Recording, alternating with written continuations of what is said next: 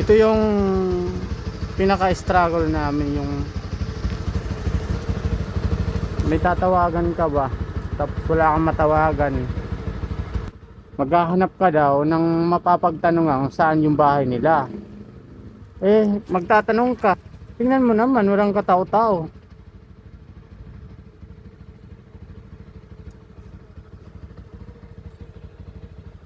Ganyan ang buhay ng rider. Yan o, walang katao. Oh, merong isa.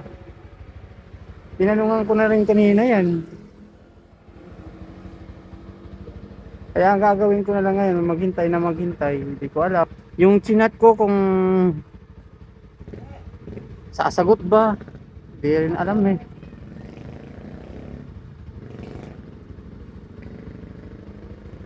Hindi ka tatanong. Kaya, pwede magtanong, baka alam niyo po kay Ninita S. Alparo. Opo. Ito sa likod ng eskwela nyo. Likod ng eskwela. Saan po dadaan? Sa diretso ko yan. Liligaw ang kaliwa. Ano yung paliwa? Tapos may pakaliwang daan doon. Pangalawang kato kumaliwa. Okay. Okay. Wala pa ako mapagtanungan eh. Sige po, thank you po. Yeah. Nice. Buti na lang, meron tayong napagtanungan na. Kanina pa ako eh. Walang tao, walang katao-tao. Meron naman ako na pagtanungan kasi hindi rin alam. Hindi niya kilala daw. Yan yung pinaka nakakainis.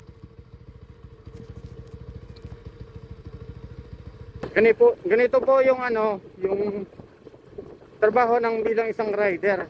Siyempre, may mga customer naman na hindi nagbibigay ng rail number. Kaya ang ginagawa namin, nagtatanong-tanong na lang namin kung saan, kanino, saan sila, saan nakatira. Yan ang ginagawa namin. Hindi mahirap kasi nga ganito, mainit.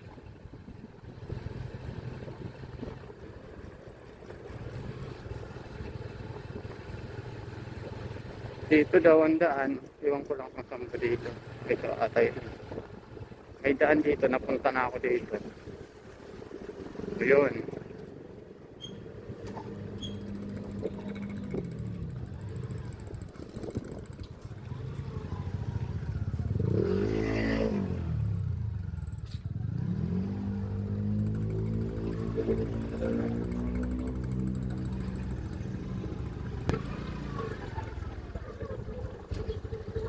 Tay, pwede magtanong tay. Baka alam niyo po kailan Ninita S. Alparo. Diretso po rin sa ano yun, pagkatatin nyo rin sa may makitid na kalsada. May Opo. tindahan dito sa tapat. Itong hanay nito, yun ang mga alparo. Sige po. Thank you po. Thank you po. Makanda dyan is kasama ko si Magta. Magtatanong. Tiyaga lang talaga kasi kung talagang mainitin ka sa ulo, walang mangyayari sa'yo. Ang ginagawa dito, sa lahat ng mga delivery rider dyan, sobrang tiyaga niyan. Sa totoo lang. Tapos yung iba pinapatay pa eh, no? Naghahanap buhay lang. Alam niyo po ba na magkano lang yung delivery mga ganito? 90 pesos. Para sa 90 pesos na yan, sisirain mo pa yung buhay ng tao.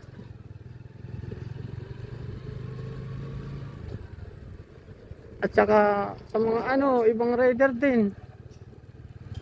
Hindi naman sa kanila yung mga pera na yan eh. Remit lang yan eh. I-remit nila.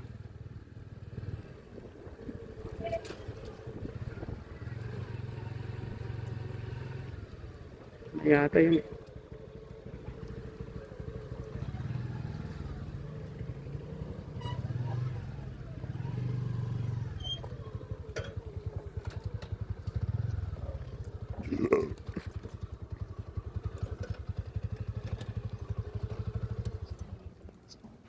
Tao po.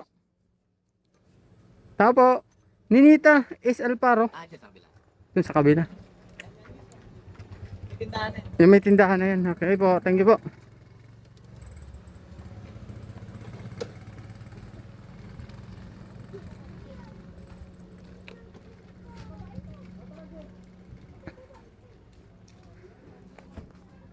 Tao po.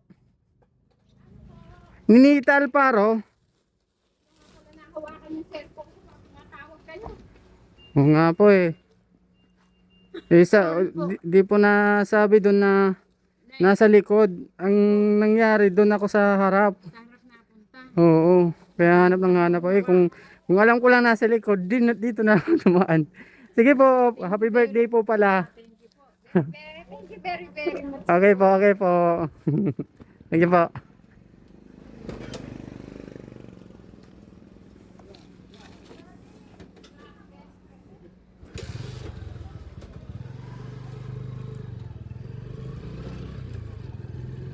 So bale guys, done deal para sa 90 pesos.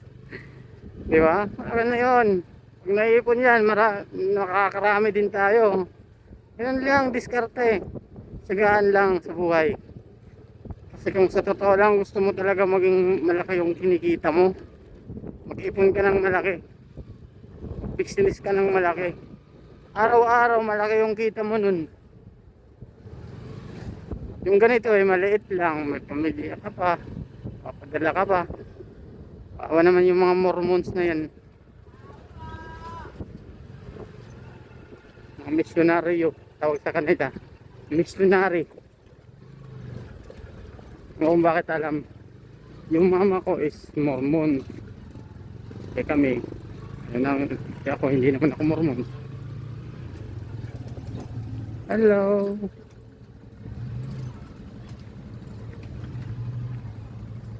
Harap. Oh, bale dito guys. Hanggang dito na lang muna tayo. Baka maglubat ako.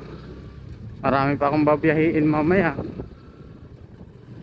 Hindi ko na magagamit yung phone ko kung maglubat ako. Bye bye guys.